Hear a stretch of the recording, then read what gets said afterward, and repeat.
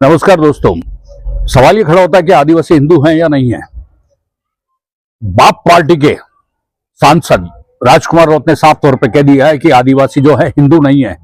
हिंदू नहीं है तो कौन है, सवाल यही खड़ा होता है। और जब ये बात आई और ये राजकुमार राउत ने इस तरीके से बात करके पूरे हिंदुस्तान के अंदर एक सनसनी फैला दी कि आदिवासी जो है हिंदू नहीं है, इसके ऊपर राज्य के शिक्षा मंत्री मदन दिलावर ने साफ तौर पर कहा कि हिंदू हैं या नहीं, इनका डीएनए जांच करा ली जाए।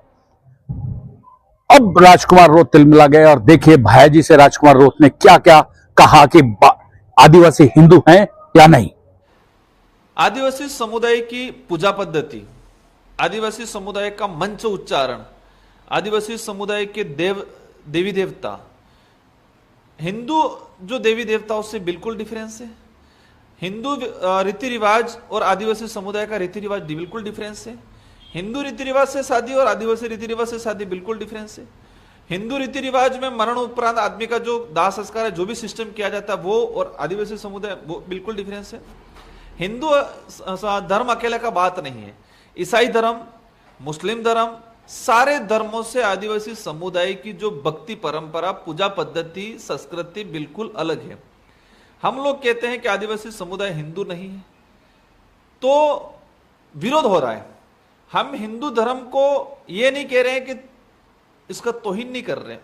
उस धर्म का, कोई भी धर्म हो, सभी धर्मों का हम सम्मान करते हैं, लेकिन सच्चाई ये है कि आदिवासी समुदाय किसी भी धर्म व्यवस्था में नहीं आता है। लेकिन बीजेपी ने कुछ समय से एक ट्रेड चला रखा है और उस ट्रेड की वजह से हिंदू धर्म पे भी कलंक लगाए।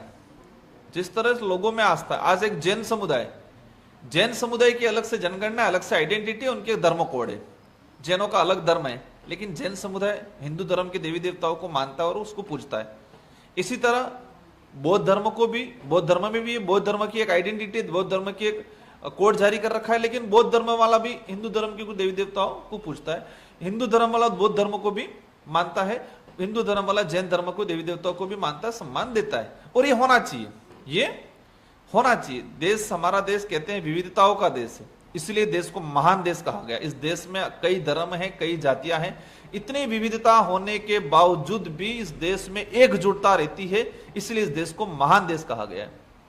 ये विविधता नहीं रहेगी तो इस देश की, हमारी जो एक आइडेंटिटी है, एक जो छवि है, वो छवि खत्म हो जाएगी। तो अब आती है बात आदिवासी की। आदिवासी समुदाय की अपनी खुद की एक आइडेंटिटी है। ये बात अलग है कि सरकारों ने इसकी आइडेंटिटी को एक प्रमाण या एक कॉलम नहीं दिया, लेकिन देश में जब जनगणना हुई, अंग्रेजी शासन व्यवस्था से स्टार्ट हुई, अपन मानते 1871 से लगा के जनगणना स्टार्ट हुई, तो अंग्रेजों ने खुद ने देखा कि इस देश के अंदर बौद्ध धर्म है, हिंदू धर्म है, ईसाई है, मुस्लिम है, तो आदिवासियों का अलग से आइडेंटिटी थी। तो उन्होंने देखा कि आदिवासियों की अलग से जनगणना होनी चाहिए। धार्मिक जनगणना जब हुई देश के अंदर, जो धर्म के हिसाब से डिवाइडेशन हुआ, तो 1871 से लगा के 1931 तक आदिवासियों को अलग से धर्म कॉलम देके, कोड देके उनको जनगणना कराई। लेकिन आजाद भारत के बाद ये चीजें नहीं हो पाई। इससे नुकसान क्या हुआ?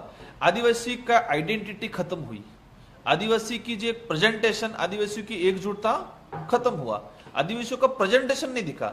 आदिवासी समुदाय ने मुस्लिम धर्म अपनाया। महाराष्ट्र में जलगांव इलाका, उसमें आदिवासी समुदाय, हमारे भिल कम्युनिटी के लोग, काफी लोग मुस्लिम धर्म अपना रखा है। आदिवासियों ने ईसाई धर्म अपनाया, आदिवासियों ने हिंदू धर्म अपनाया, आदिवासियों ने बौद्ध भी अपनाया। सतरामपुर इलाके में जैन बना हुआ आदिवासी समुदाय।